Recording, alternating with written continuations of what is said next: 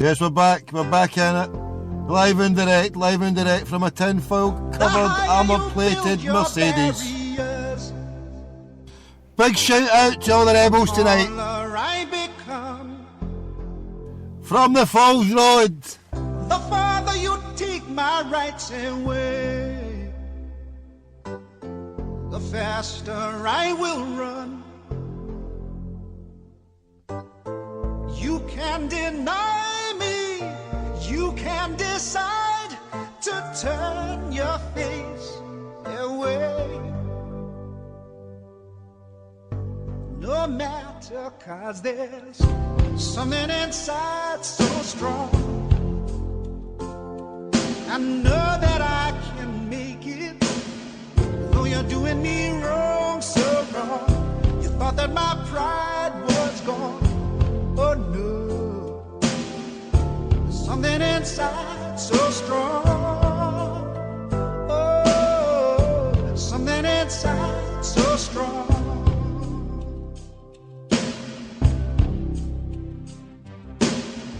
The more you refuse to hear my voice,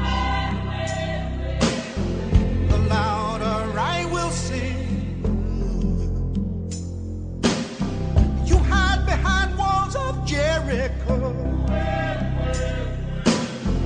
Your lies will come tumbling. Deny my place and time. You squander wealth that's mine. My light will shine so brightly it will blind you. 'Cause there's something inside so strong, so strong. I know that I can make it, though you're doing me wrong, so wrong. You thought that my pride was gone. Oh no, there's something inside so strong. Oh, something inside so strong. Brothers and sisters, when they insist we're just not good enough,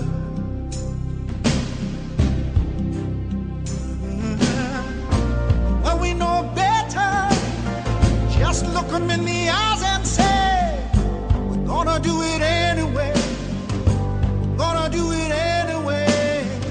There's something inside so strong. And I know that I can make it, though you're doing me wrong, so wrong. You thought that my pride was gone. Oh no, there's something inside so strong. Oh, something inside so strong.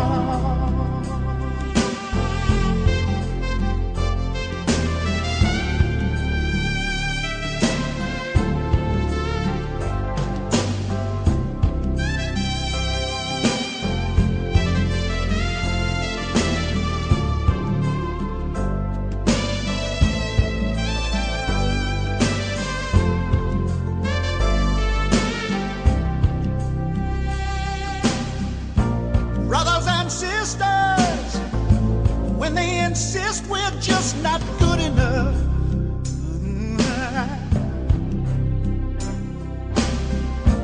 when we know better, just look them in the eyes and say, we're gonna do it anyway. We're gonna do it anyway. We're gonna do it anyway. We're gonna do it anyway. Inside so strong, something inside so strong. I know that I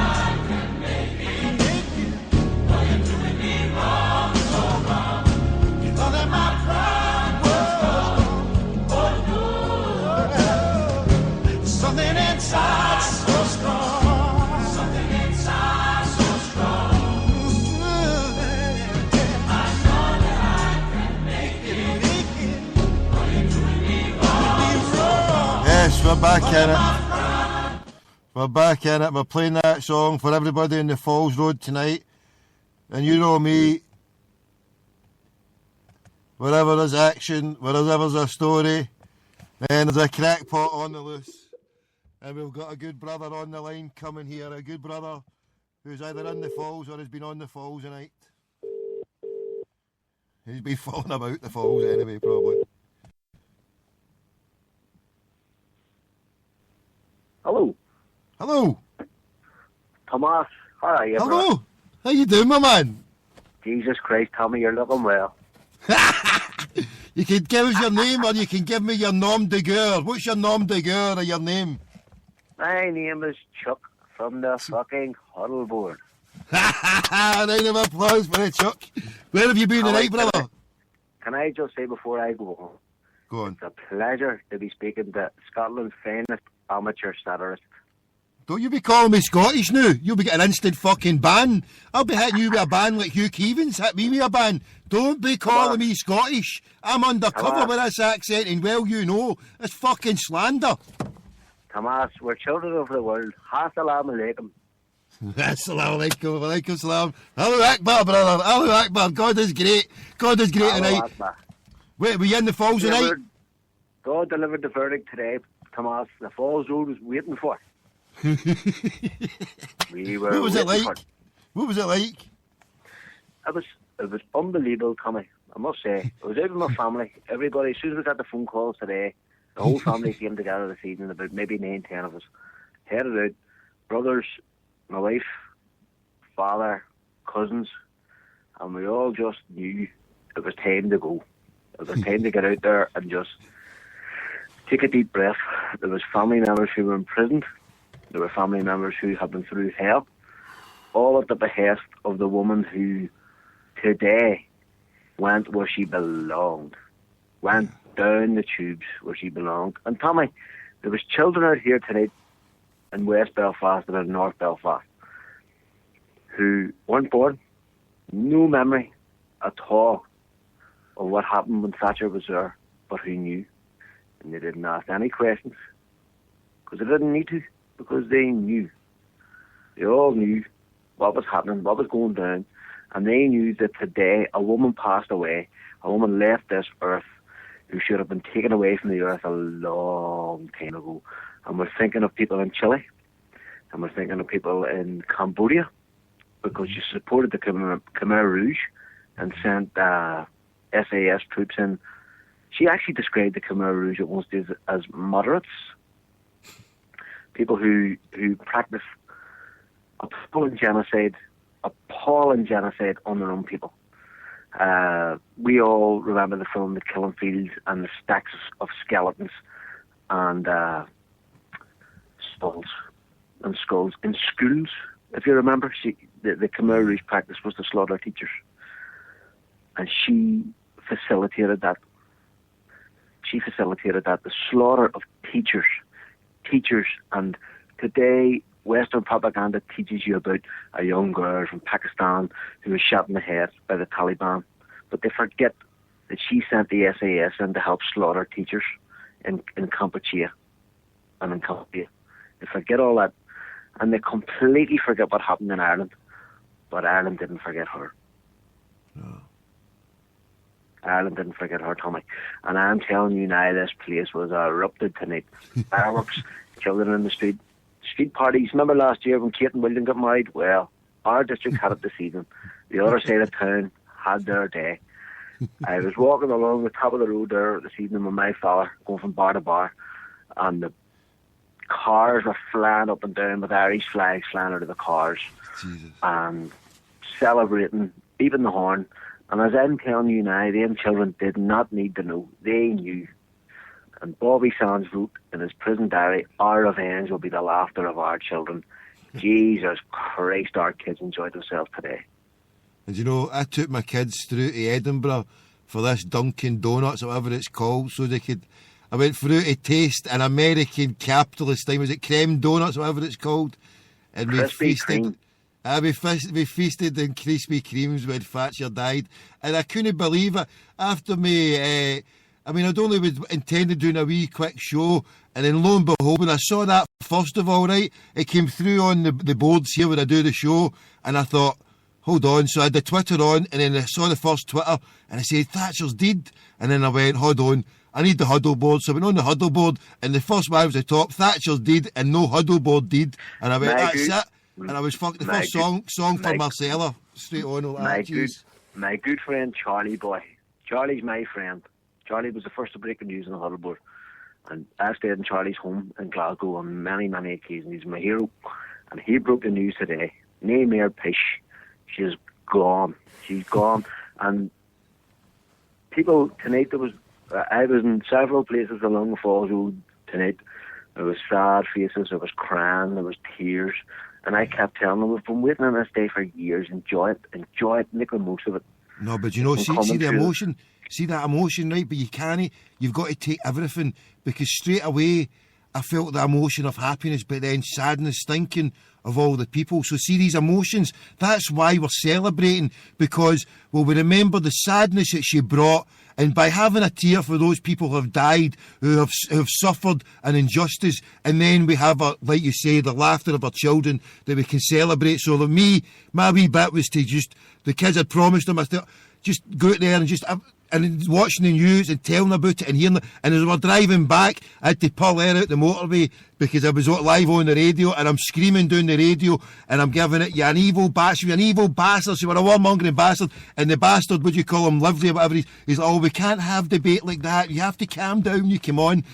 Fucking calm down.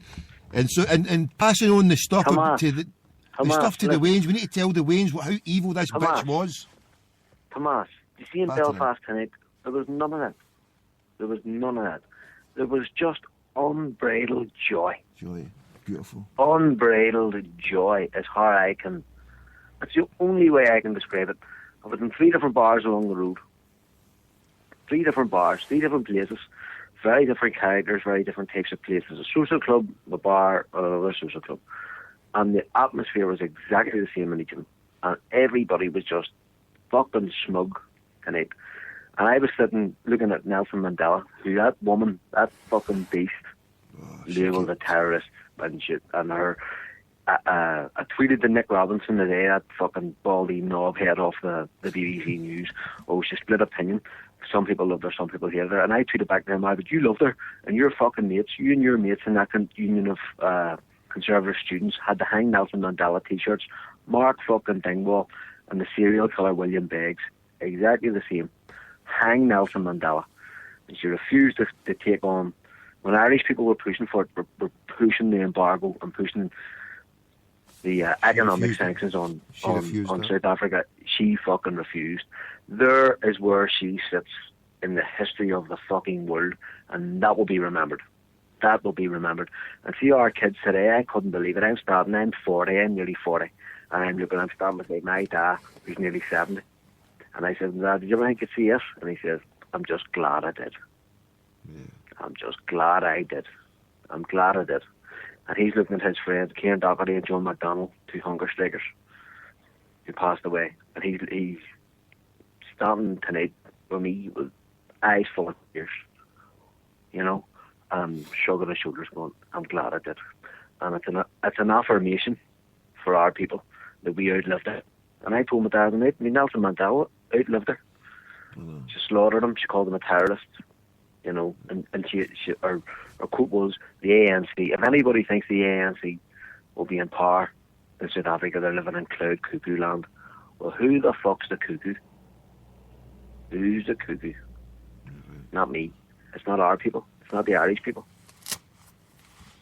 No, you're right. But anyway, she's an evil beast, Chuck. She was one of the most evil bastards that's walked this earth, and you know what she did was just beyond belief. And you're right to say that. I spoke to him. I was the first person to get George Galloway's opinion. He was over in Amsterdam, and I remember a quote, having spoke to him many times, and he used to say it all the time: you stand by the side of the river long enough, your enemies will come floating by.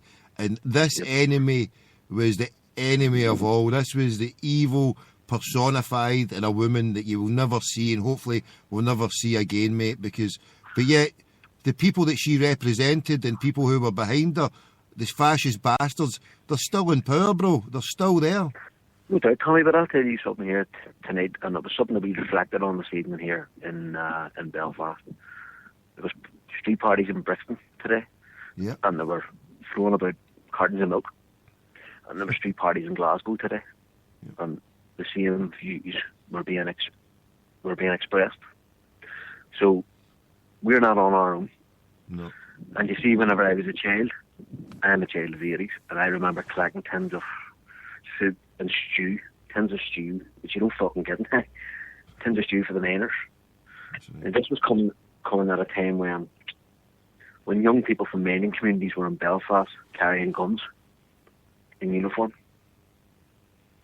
Now, Is that you right? can't Yeah. really send... Yes, because there was young people from mining villages who were sucked into the army, into the British Army in the early 80s, mid-80s, who were over here looking around and going, what the fuck am I doing here?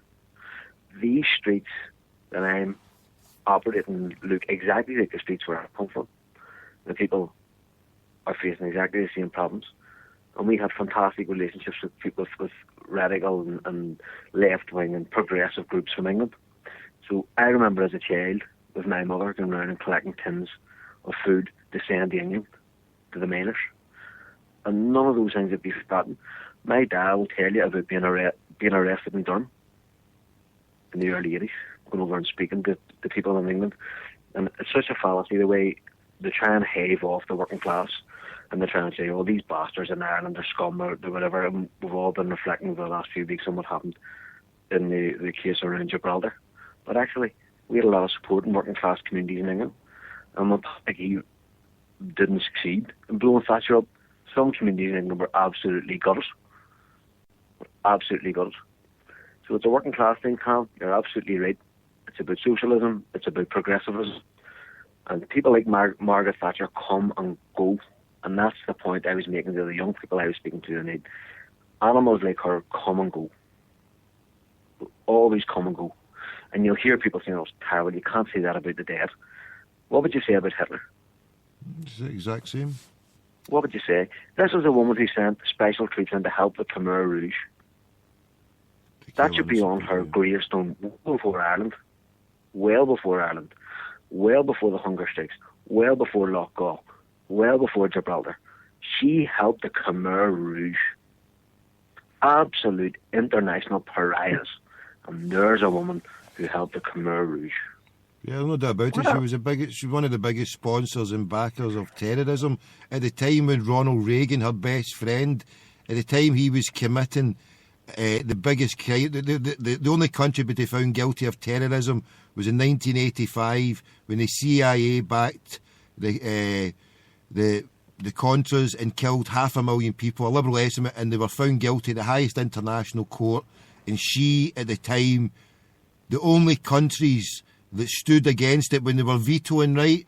The only countries that vetoed it was Israel, El Salvador, because they'd recently committed a genocide down there and they'd got the people on side. Israel, the illegal Zionist entity, El Salvador, USA, and Britain. We stood and voted while fucking 500,000 people were slaughtered in Nicaragua. 500,000. And the highest international court said the American government is a terrorist state. And where did Thatcher go? With fucking war criminals. Reagan. Bastard. Tom. Yeah. This is a woman who took tea with Pinochet. Yeah. Saved that bastard from fucking meeting justice. Tea with Pinochet. Mr. Pinochet is a great fella. Blah, blah, blah, blah.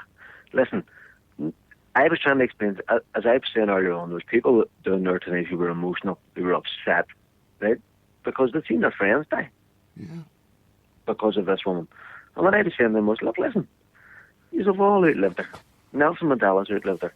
This is a day of absolute celebration. Celebration and benediction. You were right and they were wrong. Right? We've all come through it. And I'm going to leave you with that thought tonight.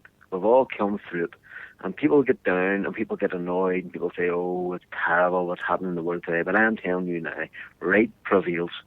And it may take 100 years before everything rights itself. But we'll all be there when it happens. Or your children will be there when it happens. And that was the message from the hunger strikes. We're starving ourselves to death so that our kids don't have to do what we did. And look at us now. Look at us now. Look at us now. And that's the message everybody should take away with themselves tonight. Get your heads down, get a good night's sleep, and get up in the morning with a smile on your face. I'll be doing another show in the morning with a big smile on my face as well. God willing, bro. You've done a great job, son. Good night and God bless. I love you very much. Love you, bro. Take care. Assalamu alaikum. God bless you. Okay, mate. Good night. All right, good night, Slam.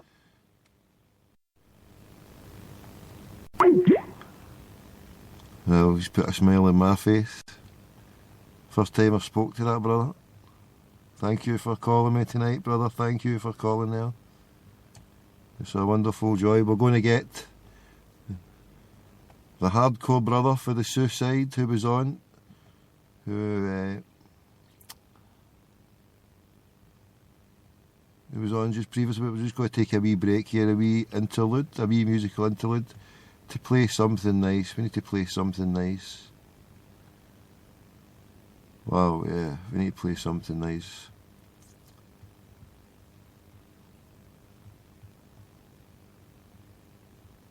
Let's see, we should have it here. I don't think I've got that one, but I'm going to play a song from Marcella. It's a bit too sad, since we want to keep the nice mood, even though it's a beautiful, wonderful tune. We played it earlier on. We'll play this tune. Over the Rainbow. What a wonderful world.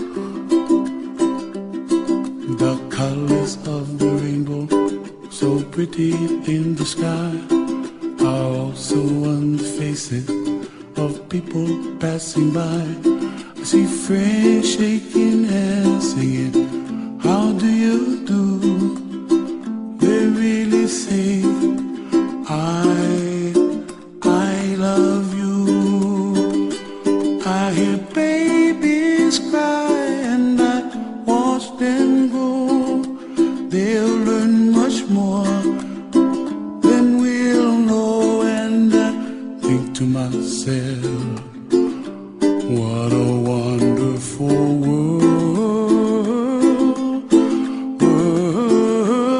Someday I wish upon a star, wake up where the clouds are far behind me, where trouble melts like a lemon drops high above the chimney top. That's where you find me, oh, somewhere over the rainbow, way up high. And the dreams that you dare to, why, oh, why can't I?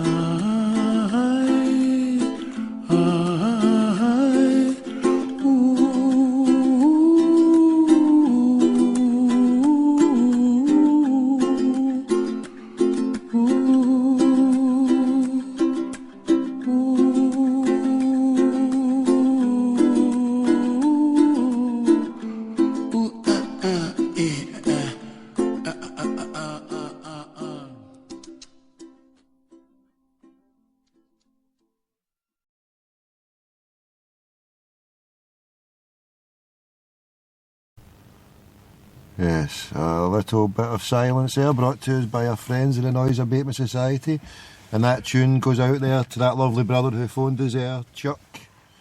That goes out to my good brother Chuck for putting us in a nice, wonderful mood, a nice, reflective, happy mood. And yes, big shout out to you, brother. Thank you very much. God bless, and thank you for that. Where have I put this one here? Have we done it? Have we uploaded it? I don't think we've uploaded this one yet, so we're just going to get in here. Just going into the musical library, and we're about to do it now. We're just going to upload another tune. So a wee bit of a complicated operation, especially in doing a live show. So once I've finished this, we'll get another good brother on here. Let's just upload music. Choose it from the list. Once this picks it out, we have another tune in the playlist, simple as. A wee couple of minute jobs, 2 seconds, here we are. Right, so we'll let that one cook in the oven there, we'll let that brew. And we go into here, we see we've got a good brother waiting to, let's just see phone this. Oh, hold on. Alright, let's see.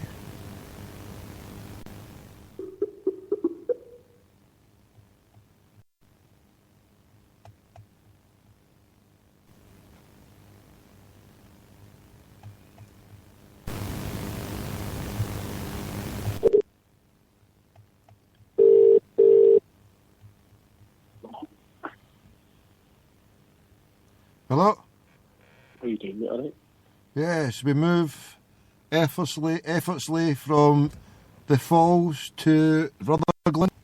How are you doing, Rutherglen? Do we have dancing street parties in the main street tonight? Oh, I don't know about that. We prefer to call it Bobby Murdochville, to be honest with you, T. Bobby Murdochville? BMV. That'll do us, a Sunshine State. The Sunshine State of BMV. So yeah, sorry, but everything just froze there. The crackpot who phoned in with an unknown number just caused mayhem, everything froze. So we're back in business, and the good brother there from the Falls Road. So thanks for... How was your mellow birds? Because I know you were away for a mellow's bird. Was it nice?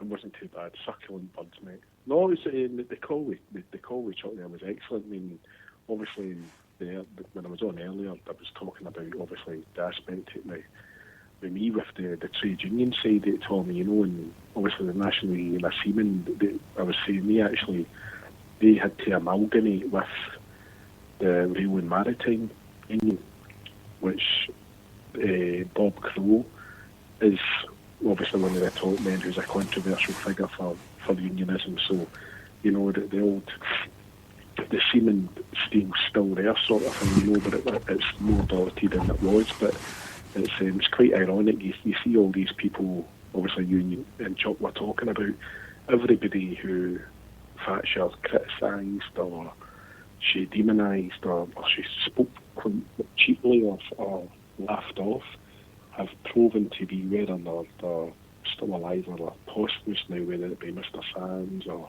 whether it be Mr. Mandela or other people in society, that they've been proven to be visionaries, and they were correct in what they said at the time, and it just shows you how, even in modern society, how bad our media portray it. You know, when you're talking guys like Adams McGuinness, they weren't even allowed to speak on the TV. You know, they had to get actors' voices on it. And you look now, and Thatcher's died, and there's not many people. I don't think there's ever going to be many streets in the world named after her. You know, and there's other people, whether it be Nelson Mandela went on to be a world leader, voted the best man in the world, stuff like that. You know, and it showed you British society's closing, how hardly they're having to try and beat the drum.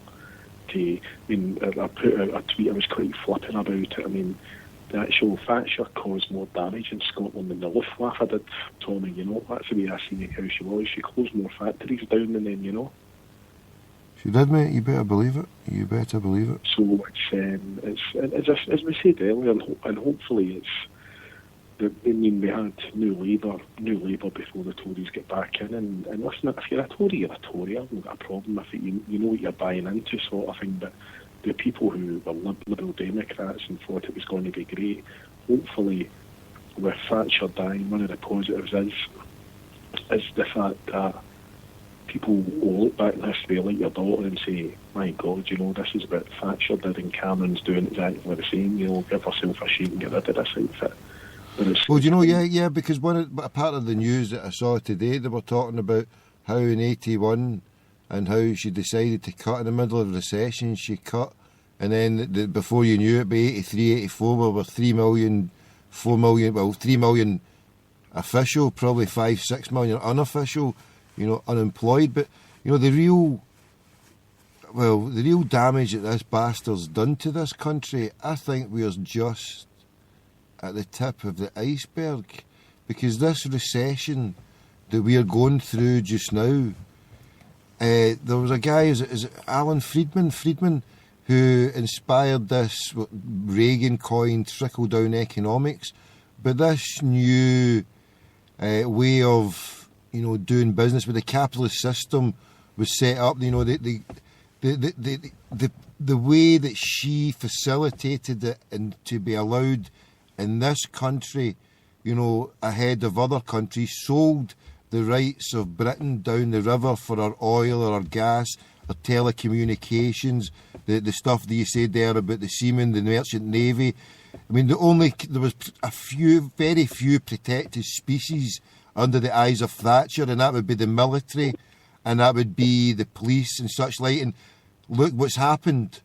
The military, she's been given a full military service, and these were the only people that she looked to protect and honour, and apart from her capitalist buddies who undoubtedly helped fund her. And can I ask, there's many people saying how she won a record 3 elections. Now, if you remember it, the one in 83, she had a terrible recession that was hitting the country, and she managed to get by on a wave of nationalist British pride on the victory in the Falkland Isles. And then 87 came along, and it was disaster after disaster for Labour, where they couldn't get anything. And then what else happened to get her in was the final one was in 87 was the fact that the poll tax. Was it the poll tax that had? No, that was by the time poll tax came along, that had actually helped bloody Major keep in power, didn't it? But I mean, for the stuff of the 80s that you said there, just let you back in, the stuff of the 80s. I mean, it was a terrible, terrible time in Thatcher's Britain, those 80s. I mean, it was good in one way, but in another way, it was brutal, wasn't it? I think you've got to if you can, give her a compliment. She was excellent at what she did, though, Tommy, because you're looking at, you mentioned the police force in the UK, and you mentioned the armed forces. Now, both these bodies were actually below, not before minimum wage came in, they were basically just borderline working class people doing a job. And as soon as Thatcher came in, she the forces get a fantastic pay rise, and she also propelled business as in new ships, aircraft, etc. But the police as well, you know, and this was quite evident in the fact where the policemen were just working class guys, and I don't know if it was a bit, at the time it was a bit like a vocation. It was like becoming a nurse or whatever, you know. It wasn't great money for what you did, but it's what you wanted to do. And the police were looked after. She looked after the forces, but it's quite ironic actually. I was at Tony Mowbray's first game a few years ago, in the Jockstein Cup, God rest his soul, at Albion Rovers ground, and I was there as well. I was.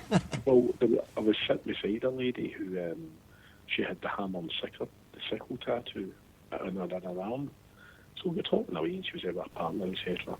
And the lady actually worked as a secretary at the Houses of Parliament, and she was actually there when Thatcher got in, you know. And she said everybody that worked in that building, whether it be admin, secretaries, PAs, whatever they were, their wages basically trebled when Thatcher got in. Yeah, but tell me this, hold on. The GCHQ spies, the spies at Langley, what was the script with that one? What do you mean? Do you remember I'd heard earlier on the spies in GCHQ, or what was it? What was that? Am I getting a place right? The place where they do all the spooks and the spies, they went on strike as well, didn't they? No, I mean, there's as I say, there's a civil serving vocation thing, and you know, and she went in and get the feel good factor, and obviously she won, as you say. I mean, she won, if you can call it, when, you know, the conflict in '82 in the South Atlantic, and I mean there was a lot of same again. There was a lot of merchant seamen went down there, you know, and sort of their ships get sort of chartered by the government, the QE2 and stuff, and Cunard. So you know, these meant that at a later date favours would be called back when the fleets were privatised, you know. So these guys basically went to war as a civilian, like the boys who did in the World War II during the convoy runs, and basically they were papped out, and a few years later, and their jobs were like sold out, sort of thing, you know. I mean, a lot of people, you could point to the fact that the way she spent so much money in the military and the police was because, well, the endless wars of aggression in Ireland and other countries, and the police to turn it into a police state. So, I mean, what we're seeing just now, when those police do the kettling techniques that apparently they're doing in Brixton tonight, I've heard it, but when the police do these techniques and wear all these riot gear, you look back to the miners when they were just wearing their ordinary uniform, and then that's when she kind of militarised the police, where for any kind of public order or whatever disorder, then the people wouldn't be facing ordinary police.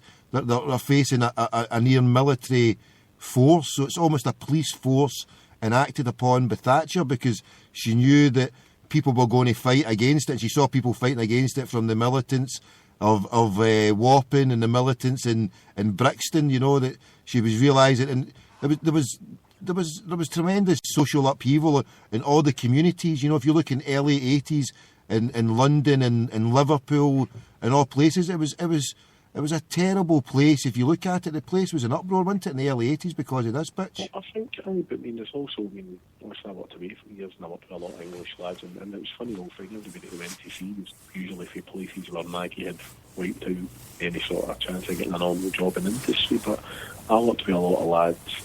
Obviously, I mean, I lived quite near places like Blantyre, etc., which are big mining communities, and I think we weren't so bad up here. I might have been I'm not going to be flippant, maybe say 100%, but I'd say the good majority of people up here, the mining community and the steel guys and etc., when they were out on strike, etc., stuck to it. But you look at places in England like Nottingham, and Nottingham was one of the few mining communities that actually broke the strike, Tony, you know. I know. And there's mining villages in the northeast of England, you know, maybe places the size of maybe, I don't know, say Killick or whatever, and you dare not go in them because of it, you know. And then there's guys who were policemen at the time, and they still, I mean, believe it or not, the police service in Britain that's got the biggest problem with people attacking police officers is the North East and the Northumbrian police, and that is still because of what happened in the miners' strike, you know. And you know, I just remember the wee guy there. I remember the wee guy. He's probably dead now. But when I lived down in West Sussex, and he used to be the train. You know, you get these crossings where the trains go across the road, yeah. And he was in control, a manual one. I don't know if it's manual now, but in this wee place down where I used to stay, and he was from Nottingham, right? And then he heard my accent one day, Scottish, and we start the conversation. He's obviously realised, fucking, he's going to be socialist in my way of thinking, and obviously, we brilliant conversations, and he used to cuss like you would never believe. And he was from Nottingham, and the minute you would say Nottingham or anything or miners, he would curse his hometown like you would never believe. He would call them treacherous, sellout, dirty bastards. He says, I would never go back there, as you've paid me for as long as I live. I says, I've disowned them. I says, the minute they did that and sided with that witch, I can imagine. It's funny how things come back to that wee guy, just a wee guy, and he worked on the trains and the thing, and any time I used to go there, and we used to have a wonderful wee conversation about it, just when you mentioned the Nottingham miners, and how the treachery of those bastards, where they sided with her, and look what happened, look how they get sold down in the river for their treachery, for their 30 pieces of silver, for siding with the devil there.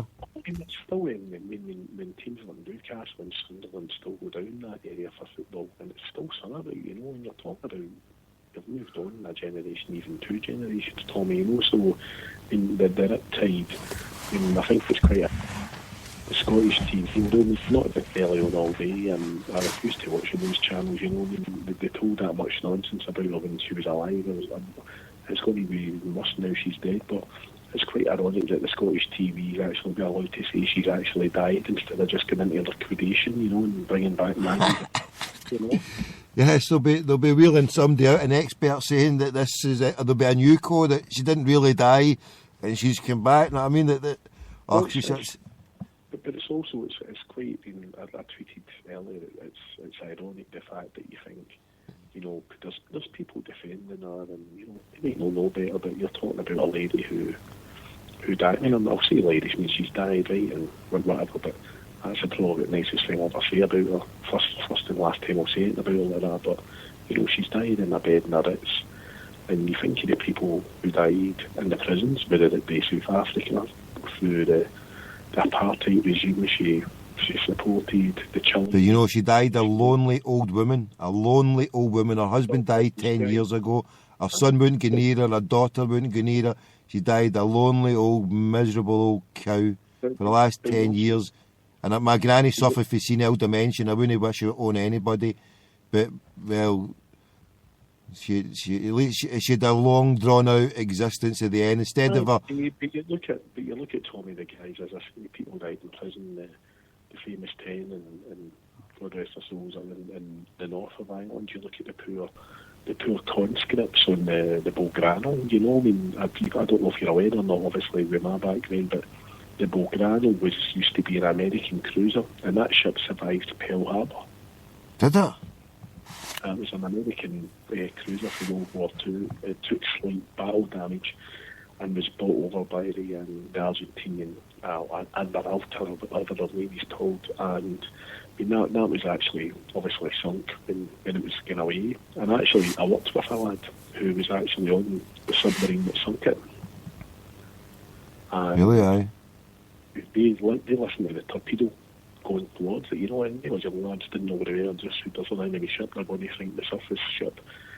And they heard the torpedo strike the Belgrano, you know, and I thought we appeared this guy when he was telling, and they said, it went through the joy of elation to saying, yes, we've hit them, you know, to actually hearing the ship sinking in this freezing cold South Atlantic water. I mean, I've actually sailed over this route down, and you think the poor guys dying, and then obviously there was British people killed down there, and, you know, working class lads killed, and the Falklands is a lonely place, or the Malvinas, whatever you want to call it, mate. It's just like muddy fields outside Inverness.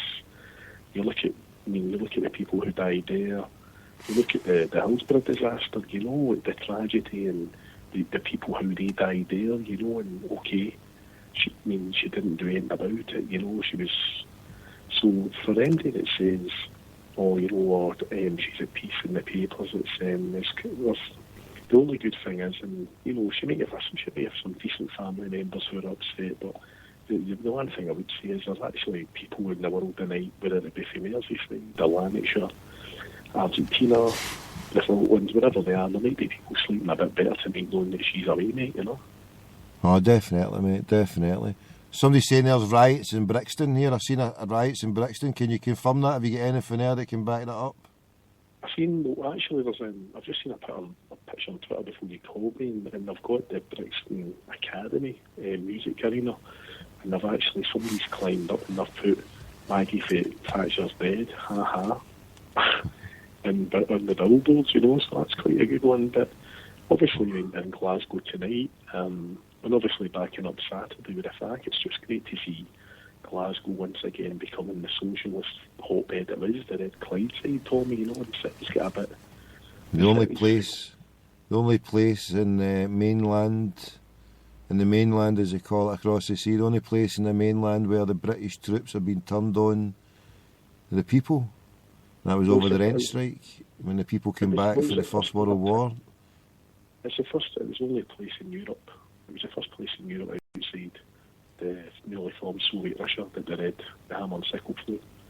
And that was a big fear that, you know, it is Scotland was going to go, you know. It would have been such a bad thing if we'd have went back then, you know. And obviously being North Lithuanian, I know about the language would have been all right too. See, what happened to the stuff with obviously Stalin and the stuff then? It was different, obviously, at the start, when the ideals of the Communist Party was obviously different until it was ripped to pieces. I mean, what Stalin came with and what he did was nothing of the sort, you know, and what was put across, you know, it could have been different for Glasgow, it could have been different for Britain, but I think that... You know, I was actually thinking, and it's hard to put in a tweet, do you not think that how most countries will reckon, say, even like Franco's Spain and Soviet Russia, when Stalin died, you know, the coffins opened and they went, well, this happened and that happened, and you look at the incidents with the Polish army officers and the academics being killed in the forest during World War II, and you know, how will the British media play out Thatcher? You know, will they actually start opening the book of worms and say, well, she did this and she did that? And we're talking about things like Hillsborough, you know, Falkland Islands, Slant Malvinas, whatever you want to call them, and obviously stuff that's still sensitive, what happened in Ireland and still going on in Ireland, you know. I mean, she had a lot on her CV, and I think it was quite... I mean, I remember when Major saw her, there was a coup, and they went, right, we've got to get rid of her now, you know, and Major got in, and she was rejected, and she says, oh, I'll never forgive you, I won't forget, I'll get his back, sort of thing, you know. It was just, it was unbelievable, but the relationship she had with Reagan, and you remember the American Air Force bombers coming in, and obviously they were flying for Britain to attack Libya under Gaddafi. That's right, they used the ones in Norwich. It's a lot of you don't know if she'd have got away with it if she'd been doing it in this time and era with the strength for social media and Twitter and interaction. You know, we basically were told, yeah, this is happening, bang, and that's that sort of thing, mate, you know, the stuff she did. So it's going to be interesting to see how history portrays her, you know. I mean, I've seen some various newspaper front pages and obviously the Daily Mail's what you expected and stuff, but no, it's... Do you think that the funeral that she's going to be afforded is deserved? It's a full military... I mean, they're very careful and clever. They won't call it a state funeral, but she's been afforded what would be classed as just one step below that, and full military honours like Churchill, who wasn't given a state funeral. So to be given this, you know, like Churchill, he was a warmonger. I suppose it's only right and fitting in the British state that they honour people like this who are the war criminals and the terrorists. I mean, I went on and called her a war criminal on BBC 5 Dead, and that was me shut off, you know, just because I had the chutzpah to say she was a war criminal. So, you know, do you think that she deserves what she's going to get in the next week or whatever? For obviously she's going to get all the coverage and the media shit. It's up to us to interact and counteract whatever's put there and jam the board. Apparently somewhere I read there that all the message boards have to be pulled in some place there because there's so much anti-feeling. Do you think that she'll be afforded this kind of funeral then next week, or do you think we can stop it and get it reduced into a, just, I don't know, something smaller? I think, well, I mean, obviously the best bit I've ever seen was the Frankie Boyle on YouTube. I mean, his tweet today about Bobby Sands' dressing coming back as a ghost and wanting to do the conga with Thatcher was just sublime, you know. But no, I think it's a case. It's quite a gamble. There will be a percentage of people in that part of the world. I mean, I doubt they'd be able to do it in Edinburgh or Glasgow or Belfast or anywhere else up north or whatever. But they might feel as if I think they're going to have to go ahead with it in some sort of way, and it'll be a gamble, Tommy, because there'll be people there who's wanting to pay their respects, and there might be people who work for her or who were yuppies in the 80s and did well out. I mean, a lot of folk did okay out, sort of thing. It's just different. In fact, the people we all know and the people we talk to on Twitter, I mean, I doubt there'll be many people who like Thatcher listening to this. Well, I think there could be a recipe for trouble, because people are feeling she was so divisive, and for someone who's, I mean, the people, in our circles we're dealing with, like you said there, nobody's going to be. I said at the start, if you're for it, just go and bolt. You know what I mean? So everybody's going to be singing from our hymn sheet, if you like, regarding it. And I think because of what she did and the type of person that she was and the damage that she done, there's going to be a lot of people. Like you say, there might be some people there who are for her and want to pay their respects, but I think there's going to be a lot of people who are going to turn up that day and want to pay their disrespects to her. And do you think do you think there's a recipe to disaster? Do you think there will be many people who will choose that, or do you think she'll just be allowed to peacefully do her stuff? Because I don't know. I think it'll be quite a turbulent thing. You know, it's quite a fragile incident because it might be a. I remember the royal family meet down at a state funeral, and you get people, people like the royal family, and they'll go and turn up. But with a politician, as you see, Churchill was what Churchill was, but he did World War II and he died, and he was an ex-sea lord, and his body went up the Thames in a barge and stuff like that. So that'll be very interesting. I mean, I've seen obviously she had plans of delusion for what a funeral would have been. I think if Brit hadn't been in the recession it's in, she'd have probably got what she wanted. But I think there'll be a case of now people will be going, right, where's the money getting spent here, sort of thing, so it'll be interesting. Nice. Somebody just put her in a box and push her down the river. That would save the country a fortune. Austerity. We're on austerity measures. I'm going on to the Tories. Once they get in there on Wednesday, that's what I'm saying, austerity. Just put her on a box and get her up the river and fucking get me done with it. Stop this nonsense. Aye, but as you say, there's going to be. It's like anything. You're going to be seeing certain news parties and coverage, and obviously she's dead now, and then you're going to start seeing the stories coming out and what's happened to me. I can't think of anything good she ever did. See, these stories will be suppressed, and now these stories, I mean, if you look what they did with Jimmy Savile, on the BBC sideline and stuff, so these stuff will be suppressed, and then, but the only thing that, I mean, because of the heinous nature of some of the stuff she done, even though she's dead, the parties alongside her are still living probably and won't want stuff to be done, but it would be good to see, stuff about especially the Hillsborough, because I don't think that all that stuff that was put out there recently, I think that there was still stuff that's held back or not been fully given over, because the way that bitch was for football fans, the way her attitude was against Liverpool, the way Liverpool resisted, and the evil, and watching some of the clips tonight, some of the evil scowls and faces. I mean, she was just an evil witch. And what she did in Hillsborough, you know, or what was allowed to happen in Hillsborough. She used the media, her friends in the scum. She used the police.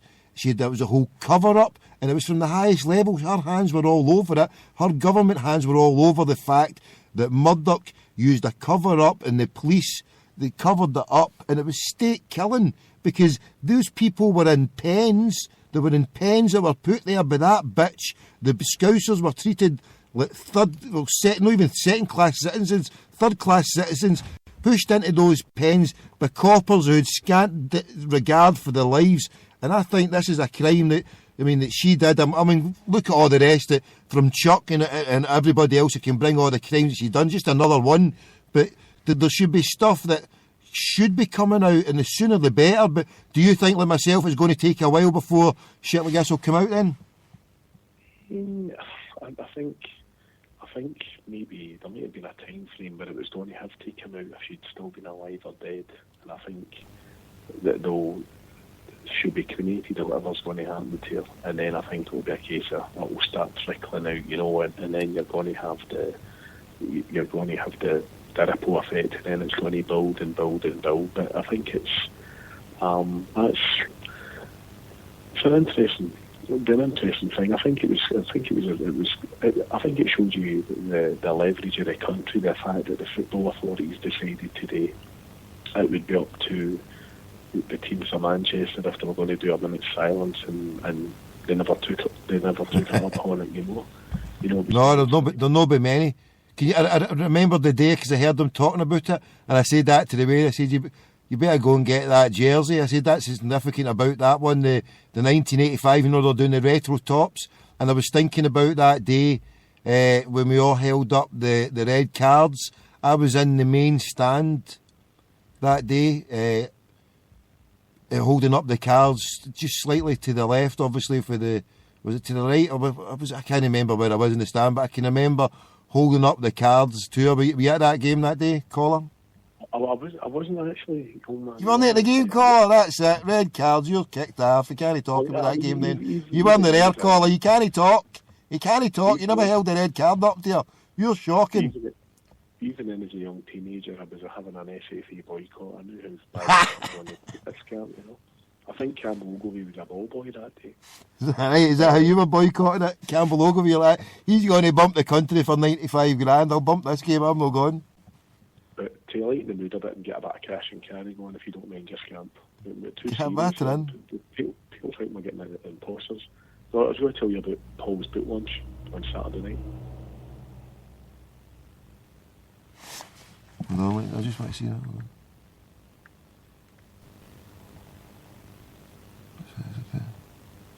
Some wee bastard there. Broxy, somebody on Broxy. You fucking bastard, look at this cunt. Right, crack on, bro, crack on. I just saw a wee message for some cunt here. How'd you block this fucker? Crack on, bro, yeah. No, I was just saying about, obviously, Paul's boot lunch on Saturday night. How did it go? No, it was a good weekend though, and obviously there was the FAC meeting at George Square, and then there was a match, and then we went to the Celtic Supporters Association on London Road for Paul's night. But obviously, overseas, you know, there was some good stuff with the Celtic guys, Shaz Duffy and the Bronx Boys and the lads from New York, and the North American Celtic Supporters guys got together and they honoured Charlie Shaw, the Celtic goalkeeper, you know. There's some lovely stuff there. The former Monsignor at St Mary's in Carlton was actually doing the masses, the Vatican's ambassador for the United Nations in New York. Really, aye. And the New York police had a piper there, so that was great to see. But no, Paul's boot lunch was it was good, Tom. You know, it was just to let people know. I mean, MD who doesn't sleep much or whatever. The Hail Media's got the audio up of it, of Paul actually reading that chapter from the book. There's a bit of cash and carry from my cell phone. I mean, I'll warn people because you won't be able to see the video. I'd actually put a couple of notes on my phone for my speech, and my iPhone froze. So there's like 30 seconds of me just looking at my phone, and you'll hear the crowd starting to laugh, and I had to put the phone down. And then we had 10 minutes at the end of... What'd you put it on your iPhone for? Fucking hell, just fucking... Should have came with me, Dad, I gave you fucking I'd have gave you classes, you'd have fucking ripped it off parrot style. You don't need a fucking iPhone to do a speech. No, I ended up. I had to get the cash and carry mode. I snorted 2 lines of Mellow Birds off the stage, and I just kept in with a patter.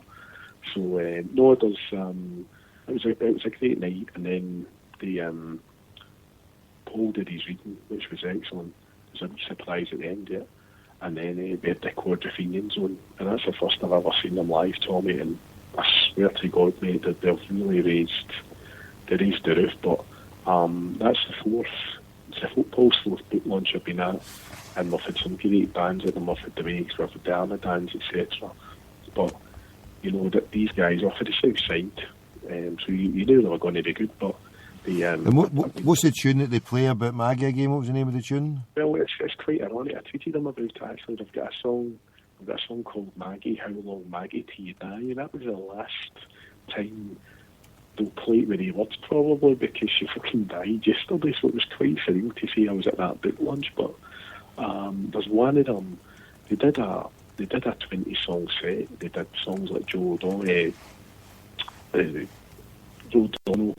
the Hunger Strike ones and that, and honestly, their interpretation of music, whether it be Celtic music, they've done Zombie Nation, they've just, I was talking on the phone, I mean, for me, you know me, Tommy, I'm more a Lennon Martell, Patsy Cline sort of guy, you know, I mean, I listen to the tunes and that, but the way these guys interpret the music now, it's raised the bar tremendously, and if you were to hear these guys and see these guys, you're like that, wow.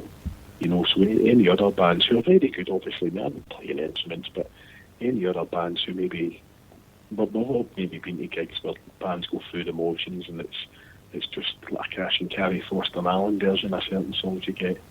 These guys, they'll put in a bit of Kasabian at the start of a certain song. It's Kasabian, Stone Roses, Oasis,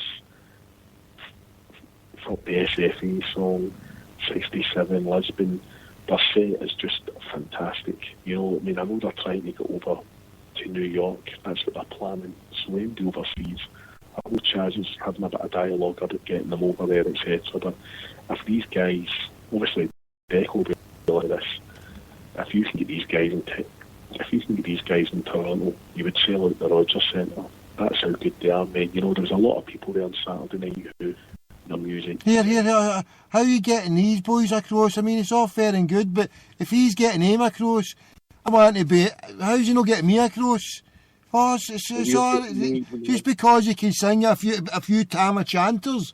Now, I mean, I'm Tam the Crackpot. I might not be Tama chanter, but hey, how am I not allowed to get? Oh, how am I not getting a gig here? I've been headhunted out of here of Scotland. I'm needing gigs out of here.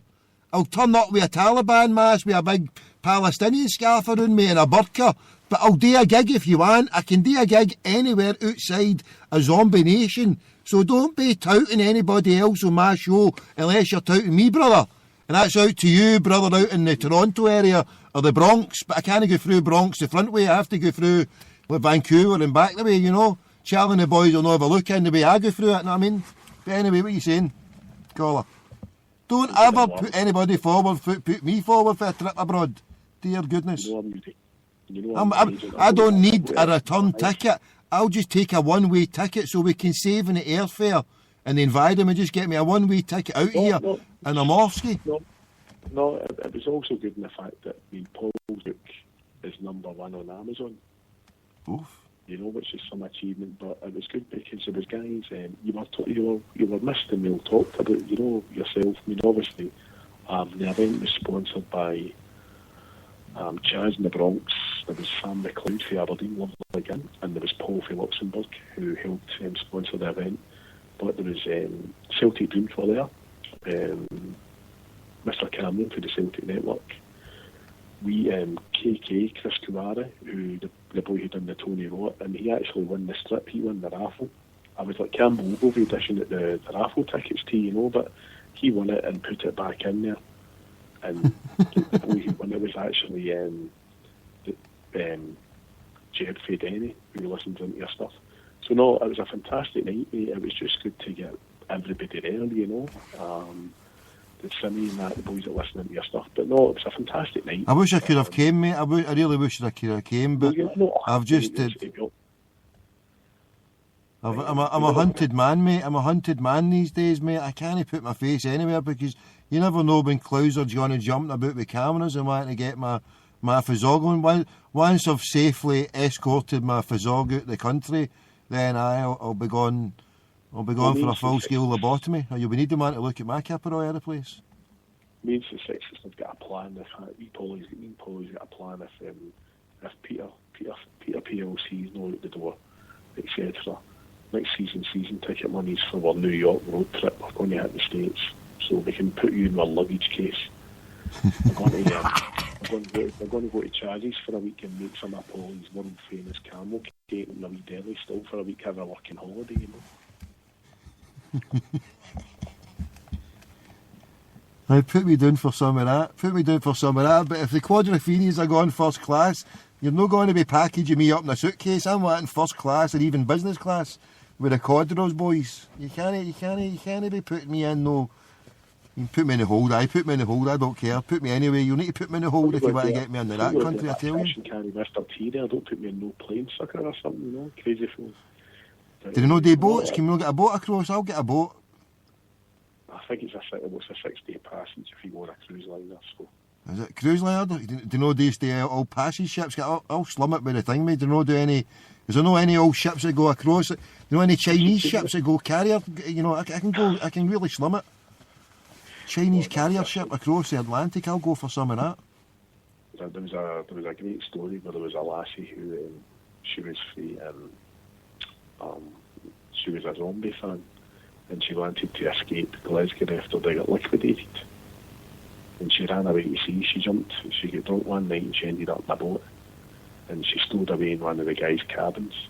And she went on and the guy went down to his cabin and the lassie's lying there and she says, "Oh, what are you doing in here?" And she went, "Oh, I've ran away. What port are we going to?" And he says, "Oh, we're sailing for Australia, but you're going to have to stay in my cabin for 7 weeks." And she said, "I need bother." So 7 weeks has come up, she's checked the calendar and she goes away in Brisbane yet, and opened the door and she was in Larne. They'd been on the Larne ferry for 7 weeks, they told her, Tommy. And in that one, "I'm going to love you and leave you, scamp." That man, you can bolt your rocket, you're banned till the next time you call. Get somebody with a brains. Arrivederci. God bless me. Superb after I did a bit, so just get right. Hare Krishna. Hare Krishna. See you in New York. So good they named it. Right. Here, I'm free my frupney bits. Here with old heating on here on the tinfoil armour-plated Mercedes. Yes, we need to trade this Mercedes in and get a tour of the States. Let's see, we're in April already, look at that. Only 2 months to Las Vegas. Oof, indeed. Does anybody want to fund a crackpot to come to Las Vegas? Have passport, will travel via Canada? Send me the money. I'll come tooled up in my burqa. I'll come buckled up to the max. Only when all camera phones are confiscated at the door will I take my burqa off, or unless it's a true one-way ticket with a gig. Can you get me a gig? Any jobs out there? I'll do stand-up. Any stand-up gigs? Any ghostwriters? Is there any ghostwriters over in Toronto? I want to write my story. Somebody help ghostwrite my story, will you? I'd have done it years ago if I could read and write properly, but sadly, I'm just an auditory type person. I was looking at getting one of those programs where you can just talk into the computer and it does it for you. Sadly, my netbook couldn't handle it. Even eventually, if I do get a netbook and a good computer to handle it, the bastard still wouldn't understand a fanny like me, wouldn't you know? They say, look, we're not designed for crackpots. Right, anyway, I'm about to put the heating on here. Listen to this tune. Hold it down. On a lockdown. God bless.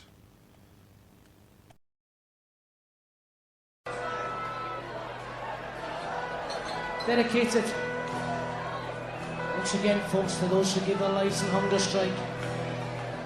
The 10 brave men.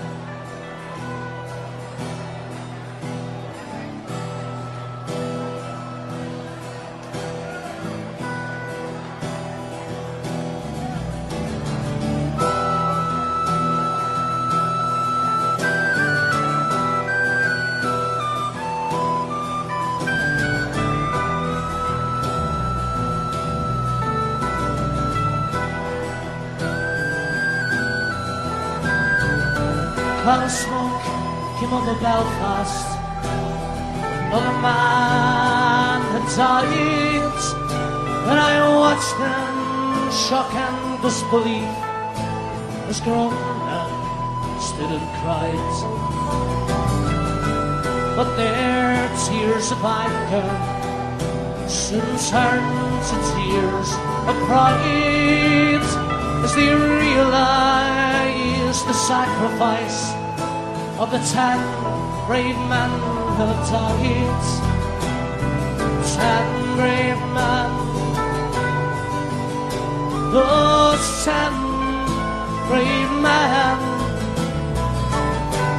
God in Ireland, don't forget those 10 brave men, 10 brave men.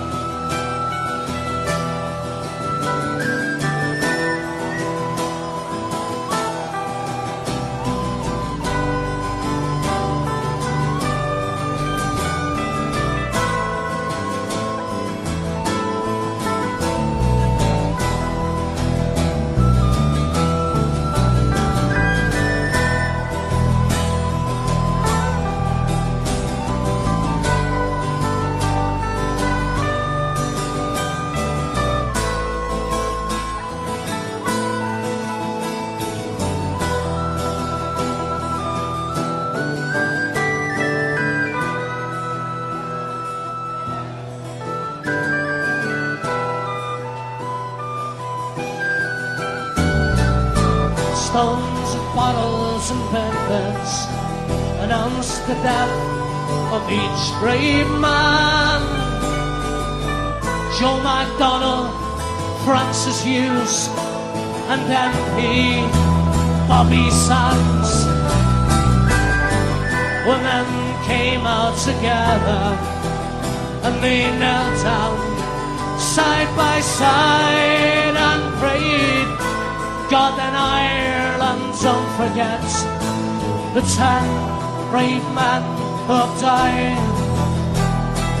10 brave men, those 10 brave men. God in Ireland, don't forget those 10 brave men. 10 brave men, those 10 brave men. God in Ireland, don't forget those 10 brave men, 10 brave men.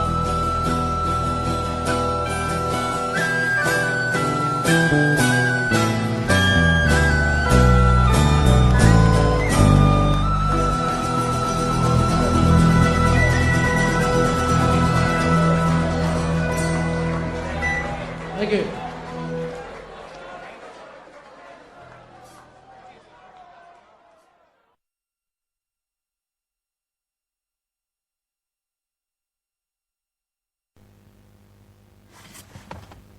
And we're back in it.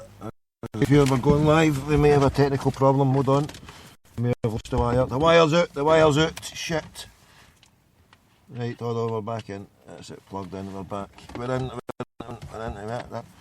We're plugged up and we're wired to the moon. We're ready to go. We've got wires everywhere here. Yes. Hail, hail. It's 5 minutes past 2. 5 minutes past 2. I'm just going to turn on this radio here. See what they're talking about. Just want to see what they're talking about. Hold on. Hold on.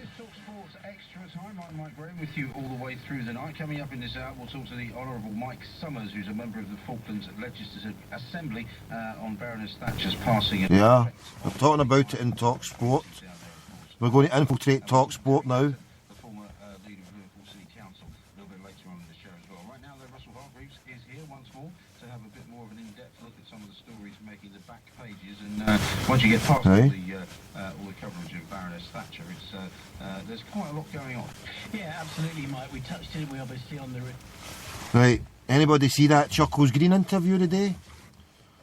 Anybody get Lionel Messi's number? He looked single-fished out his nut, didn't he? He was tripping out his dialogue, Chuckles. He looked if he was wired to the moon, that boy. Oof.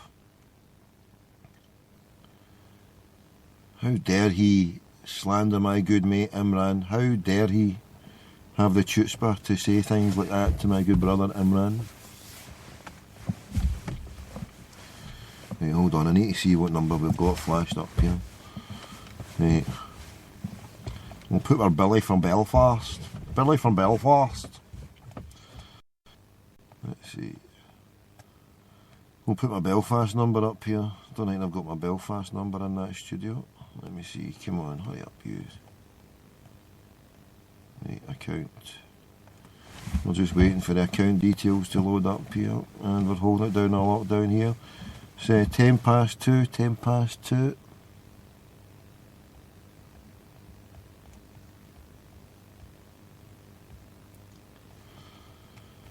Right, here we go, here we go. Right, so we'll try and upload this wee tune. Right, so we'll try to upload and we're going to, let's see the number we're showing. We're going to phone Talk Sport now. Yes, we're going to phone Talk Sport.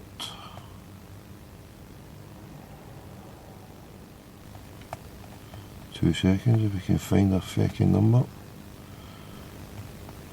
Right, yes. That's the one we want. That is the one we want. And what's Talk Sports number? I used to know this number. Can't even remember it now. You have to get Talk Sports number.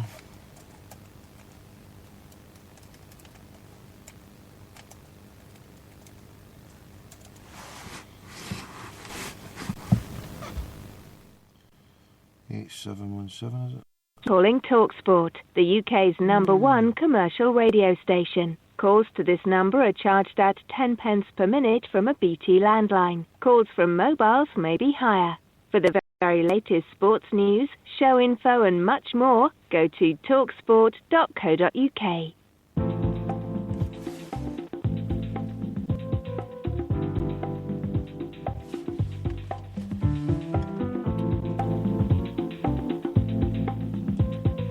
Hello, TalkSport. Hello. Hello. Who's that? Ollie? No, who's that? Tommy? Yeah, who's that? Dave. David. David, what's happening? Aren't you in hiding? Hiding for what?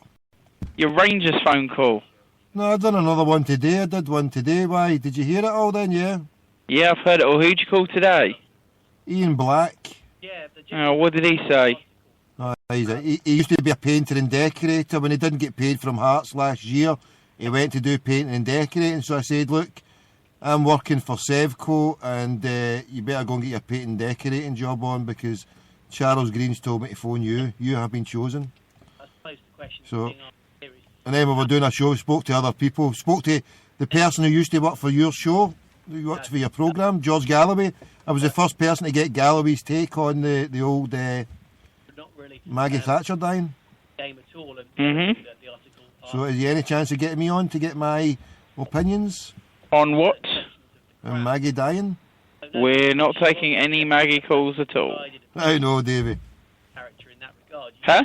How no? You know? Or why not? How not, yes, how not? Station decision, we're not taking any calls on Margaret Thatcher. Since Bill's came back, are they starting to have calls? It's not Bill's decision. Bill is no longer the programme director. No, Bill. Is it no Bill Ridgely now? No, is he no back in? No, he has moved. It is now Liam Fisher in control. Who's that? He used to be assistant, he used to be a producer, he's been here like 13 years. But it was his decision, I'm afraid. Tommy, I've got to go listen to the show, listen, pal. David, you're moving up the ladder. When are you moving up to be top boy there? That's what I want to know. Because once you're in top boy, you're going to get me a gig there, aren't you, brother? Yeah, sure, why not? See you later, man. This is not legally binding. I'll see you soon, pal. You're on live to air to my show, it is now. No, I'm not. You're live in my show. You're live in my show, David Levine. I hope not, because that would be illegal. You're live in my... How is it illegal? This is a live show. I'm doing a live simulcast. You should not be broadcasting me without my prior consent, Tommy. You never said, you never asked. I'm broadcasting. No, it is your duty of care to inform me, I'm afraid. Thanks for your call anyway, Tommy. I have to protect myself. There's people out getting me. Live calls everywhere. Mainly because they're looking for you in connection with the calls that you've made, which were highly illegal to the Rangers players. It wasn't illegal. It's a live show. If you phone up as a live show and you recorded conversation without informing the person that you were recording them. That call is illegal, was I'm afraid, live to Tommy. air. Live to air. If I do a show live to air, I'm broadcasting. Everybody can listen. It's called Spreaker, David. You go and listen back tomorrow. Tommy, I've got to go produce my show, I'm afraid, but as I said, I can't put you to air. Thanks very much. You've been out to air. You've been a wonderful caller. Thank you. Get it right up you, Davey boy. Get it right up you. My old sparring partner, David Levine. He's been on many shows in Talksport. Right. Mikey Graham. That's the Mikey Graham talk show there. Illegal to put you on. Shut up. Because you think you work for a radio station, you know more about radio than me. I was phoning radio stations before you were born, Davy boy. In hiding. You're having a giraffe. Hold on, where are we going here? Where are we taking this? Right, there we go. He's having a laugh, isn't he? He's having a giraffe. Right, can I go to bed tonight? Have you had enough? It's 2:10. I'm freezing my hormones off here. And you're still wanting this party to go on? Well, I'm shutting this down soon because I want a wee sleep. I want to wake up, like Chuck said there, with a big happy smile on my face.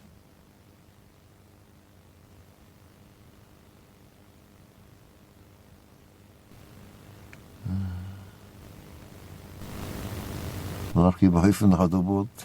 How you doing, bro? Mark, if you want to come on, your brother, is it yourself I spoke to earlier on, brother? Was that yourself for the huddleboard I spoke to earlier on? If you are, 0141 416 1888, don't be shy, give it a try. Right, I'm going to put this wee tune on and I'm going to put the heater on here. And if you want to give a call, 0141 416 1888, feeling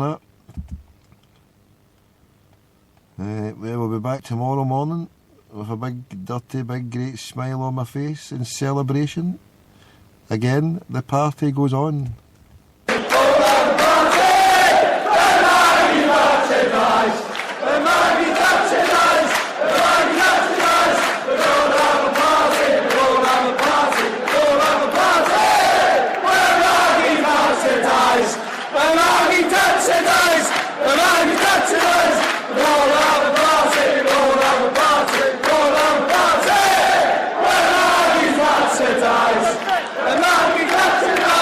Come on!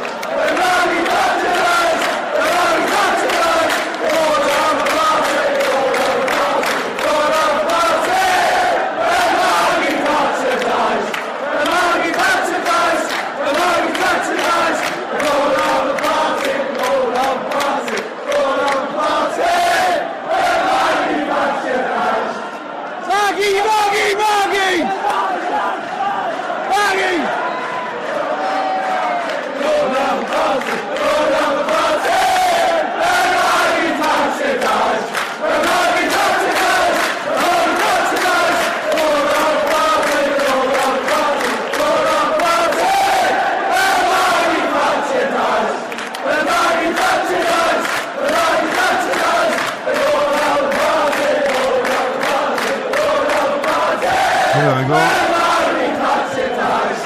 There's lovely English fans there. There's lovely English fans having a party when Maggie Thatcher dies. Who was that? That was Liverpool fans. Liverpool fans at Sunderland on the 15th of September. Oh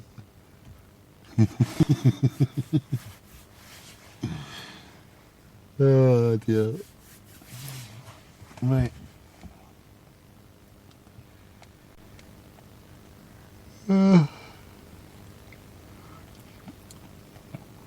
That's me, I'm cream crackered. I'm away for a kip here. I've had enough. I can't take any more in this wonderful day. I can't take any more.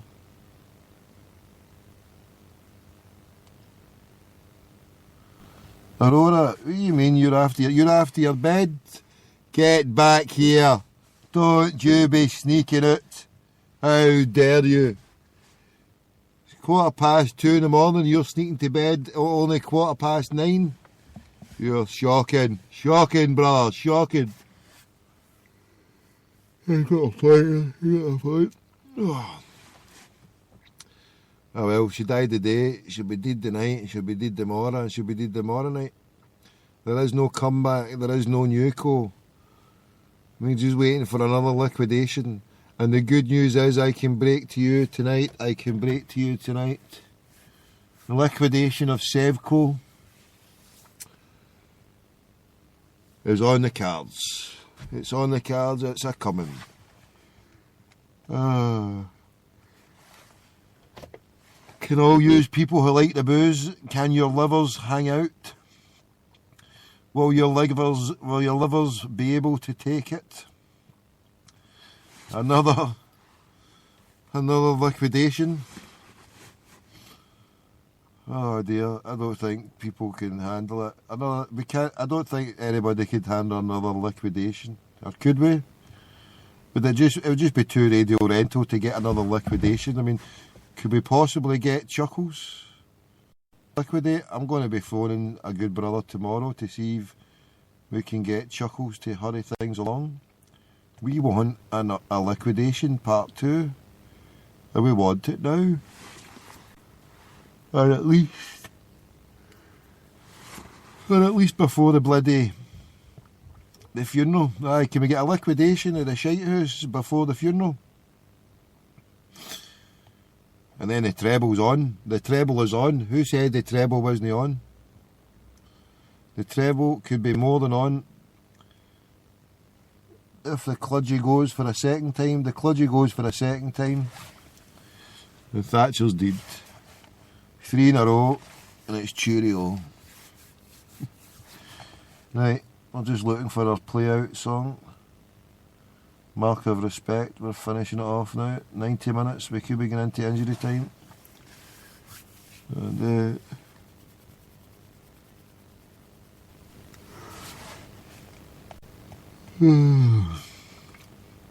I'll play it with a couple of tunes. We'll get this one on the now for a wee bit. Till I find this other one. Oh, it is getting cold here. Yes, I'm going up the road here. This is too cold here. This is too cold. Polar bears are dropping down.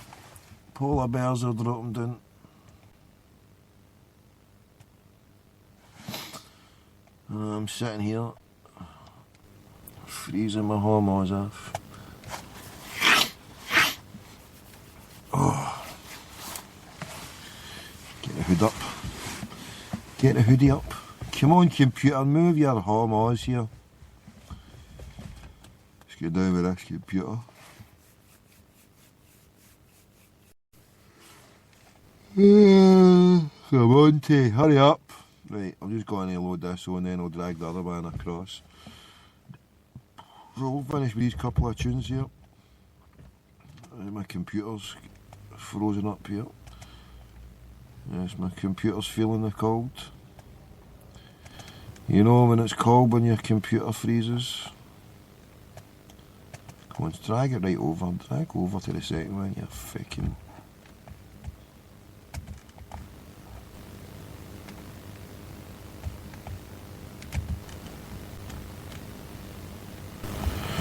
There we got it, we're finishing off the show. The promised land. Couple of tunes, this is the penultimate one. We'll get another one after this.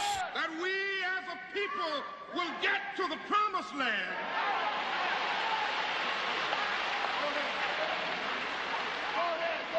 So I'm happy tonight. I'm not worried about anything. I'm not fearing any man.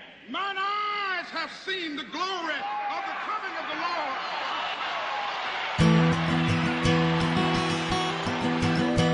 Come, you masters of war.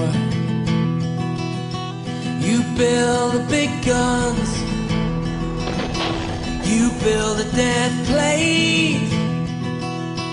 You build all the bombs. You hide behind walls. You hide behind desks. I just want you to know I can see through your mask. You'd have never done nothing but build to destroy. You play with my world like it's your little toy. You put a gun in my hand. You hide from my eyes. And you turn and run farther when the fast bullets fly.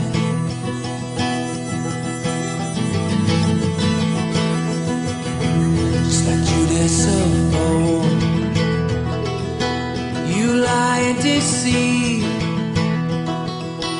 When a war can be won, you want me to believe, but I see through your eyes, and I see through your brain. I see through the water that runs down my drain. You fasten all the triggers for the others to fire. You sit back and watch while the death count gets higher. You hide in your mansion while the young people's blood flows out of their bodies and is buried in the mud. You've thrown the worst fear can never be hurled. Fear to bring children into the world for threatening my baby. Unborn and unnamed. You ain't worth the blood that runs through your veins.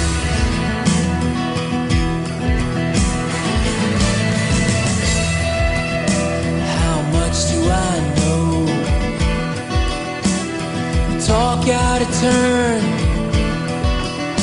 You might say that I'm young, you might say I'm unlearned, but there's one thing I know. Though I'm younger than you, even Jesus would never forgive what you do. Let me ask you one question. Is your money that good? Will it buy you forgiveness? Do you think that it could?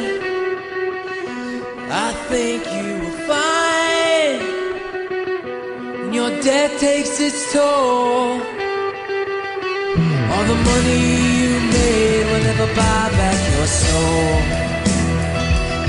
And I hope that you die. Your death will come soon. I'll follow your casket on a paid afternoon, and I'll watch while you're lowered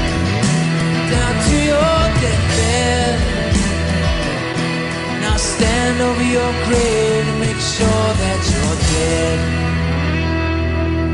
Right inside the heart, loving us, calling us, protecting us.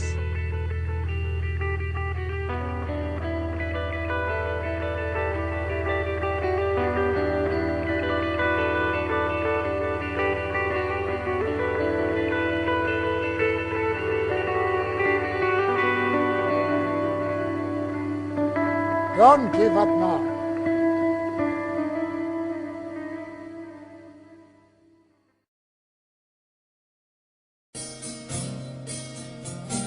Stand to attention now, stand to attention now. We're finishing our show off here. This is now the 9th of April 2013 in the UK. Still the 8th on the eastern seaboard and the western seaboard of the US of A. If I was more awake and I could be bothered, I would do some calls more, but I'm cream crackered here, troops, cream crackered. I've had too much fun and excitement for a mandate. Spoke to too many nice people, too many crackpots. Spoke to my favourite hero for a moment, Craigie Boy White. I spoke to him. I made him laugh. I made my good brother laugh. I made him laugh. We love you, Craigie. I love you, brother. That call I did, how I shamed him and ripped a piss at him. Yeah, it was fun and it was good and it was part of it all, but I wish I could take that call back. Nah. Because then most of you crackpots wouldn't have known about me or heard about me. But everything happened for a reason. So onwards and upwards, until the next call, until the next show. Increase the peace, fight the power, don't believe the hype. Seek the truth, reject falsehood, for falsehood is always vanishing. Vamoose, gone. A few nights ago when I did a show, a few days ago, hadn't contemplated the earth being lighter of a major war criminal. But now that we've got it, the world feels a better place, if only for a small period of time. Yes, because like I've said, and as Chuck said earlier on, a bittersweet moment. She's gone. But God, as Chuck said as well, God, I wish it could have been a lot sooner. But then, if it had been, it would have just been another dumb schmuck that would have stepped into her shoes and committed the genocide. Look at Tony Blair. One genocidal maniac bastard murdering British butcher's apron wearing scumbag after another. Increase the peace, fight the power. This is a radical pacifist saying, tell 10 to tell 10. Good night. Save the whales. Mark, North East Boy, Pete, Aurora, the parrot, everybody on there, everybody on Twitter, everybody on the huddle board, too many to mention. Thank you very much for any of your support and love and goodwill. It's been a pleasure talking to you as always. I'll just check the last few messages here on Twitter. And it's Dillian. Let's see. What have we got? Anybody? Anyone? And it's all crashed. Oh no, the Twitter has crashed. There we go.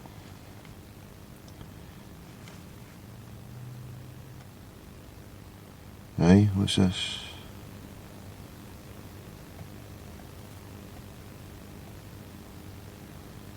Yes, North East Boy, it was good to hear Celtic Chuck there, wasn't it? What a night to talk to the brother. Now that I've got his number, he's in trouble. He's been putting off phoning me because I need to give him his number. Now I've got his number. He's in trouble. He's in big trouble. His number's getting added. Well, I wonder where Chuck. Let's see, Chuck. So hold on. So would have CH. So it would go next to Chuck Green, because I've actually got a Chuck Green here, his old number, Chuck Green. The old number of Chuck Green. Bastard, why did I not phone it that day I got it? Bastard. Look at that. The International Rangers Football Club.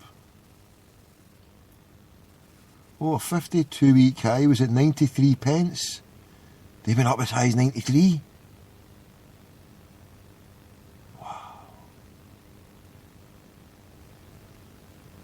Wow, I didn't know that. Right? When did they go up to that? How long were they at that for? That's a hefty fucking profit. These bastards have made so much already. Sorry, why did I say that? They're my good brothers, they're not bastards. The Rangers. Sevco's different. See, this dual identity. Sevco, Rangers, different. Sevco, Rangers, different.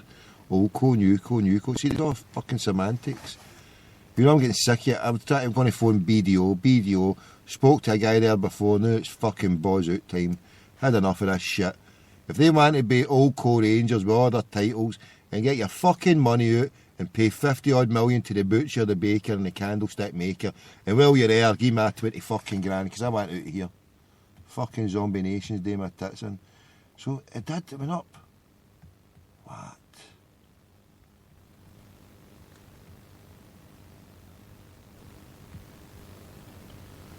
It was only for a couple of days of trading, but even then, and look at the volume. That was heavy amount of volume went there. Then there was a heavy amount of volume, but not as much as that one. So they took a heavy hit in shares there. Even on the day of trading, there was a heavy day of trading at the start of January, and there was a load shifted to about 80 odd. So that's a hefty profit. And they're just been sold off. They've been sold off. They ramped up from the opening one up 70, and now it's hitting 70. Now they're just in free fall.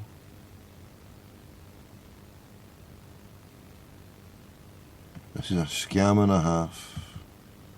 Scam and a fucking half.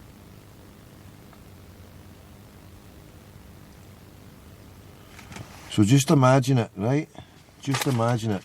Let's get your calculators out here, right? It's buzz out and calculator out time, right? So you had 20,000 shares at a penny. Yeah? 20,000 at a penny. It's now went up and you managed to sell it. Well, the most amount of shares that was sold, say they were sold in this day there, it was about 88, they were at least at 88, 89, say 90, right? Just say 90 times. Okay, your 20,000 shares. Your 20,000 one penny shares, if you were Imran Ahmed, who was given 20,000 one penny shares, as part of him giving the much publicised 200,000.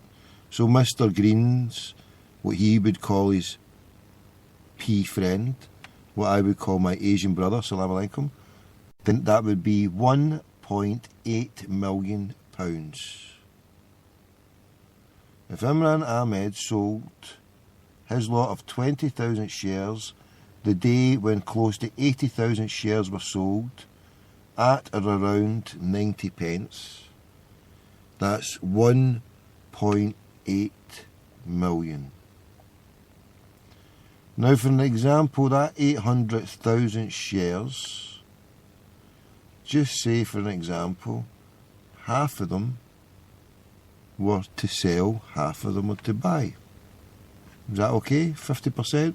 Margin of error, 5-10%, just say 50. So 400,000 shares. 400,000 shares that were sold that day were sold, not bought, but sold by people who had held them.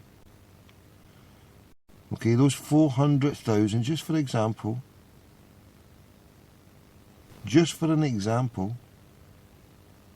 on that day when 800,000 shares were traded at the beginning of January, the share price being at 80, if 400,000 of those trades had been selling, i.e.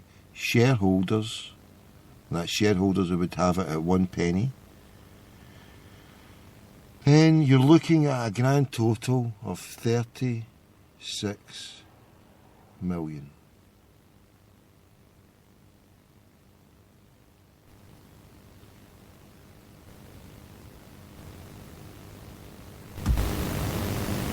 So let's work out and say maybe, well, they're not going to get 36 million, but maybe the trades there that day of people buying and selling, the merry-go-round, the same shares was tracing it, so it wasn't half and half. It was some of the same shares, but it was just other people buying the same shares. So the actual shares that went on the market maybe have only been a quarter of that. So say out of the 400,000, maybe it was just actually 100,000 shares, and they were just traded and retraded and retraded and sold and resold.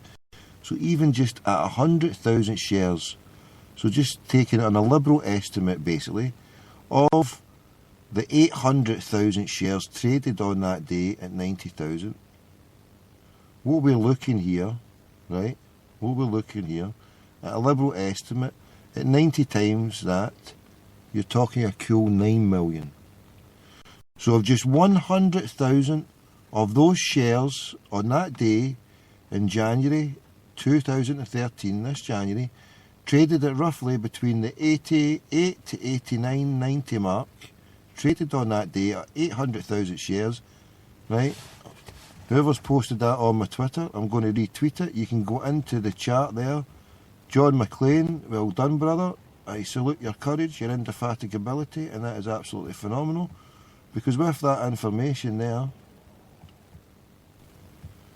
yes, we can now extrapolate that on that day, on January, so I'm posting this to the good brother here, right? So back at you, John, there you go, you've posted that one there. Have that one back at you, and if you look at it, that's 9 million in profit.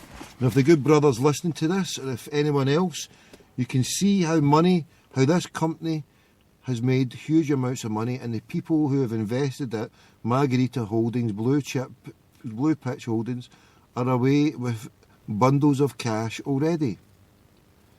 There was also further trading, heavy trading made on the 3rd month deadline. Over 100,000 shares traded. Over 100,000 shares traded. That was the 3rd deadline. It looks like that there because it's halfway up. Yeah, over 100,000 shares traded, and that was at 78, and the shares were sold off. So what that could have been would have been people who had Blue Pitch Holding, Imran Ahmed, Brian Stockbridge, people who hold these shares, selling them off that are not included in the tie-ins. So there'll be shares that are included in the tie-in, shares that are not. So the shares that are not, they've been offloaded.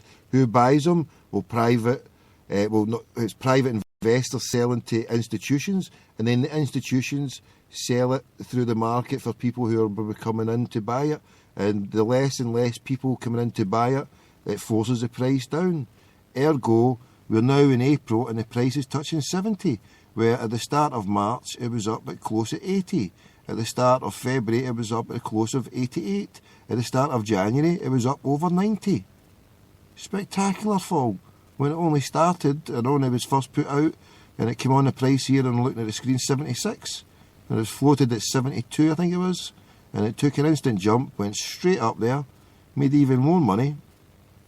The financial merry-go-round of money, fleecing the £5 million cash of the zombies, which has already been recirculated and regurgitated round and round like a washing machine over and over and over and over, that the 5 million has been put through so many cycles of money laundering and money washing.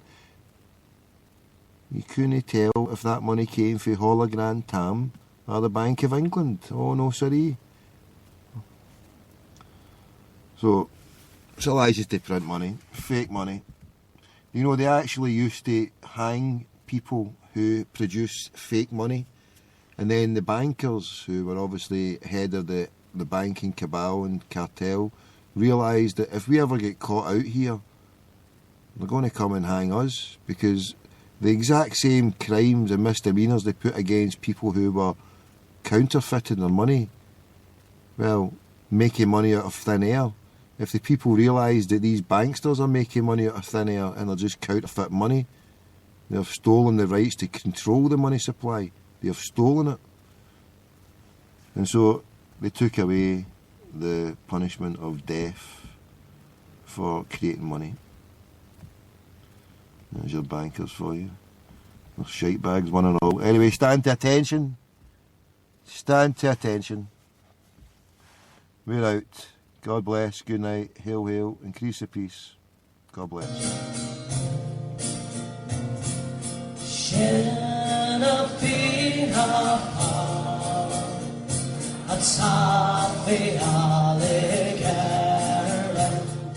Queens ourselves, her tender lannikun, Babers facer, Shantir, a shinshir basta, the Akbar, Pantiran of the town, and us, I am Sabar Noel. They come their hell and was no still. They gone their stray. They love of now be left.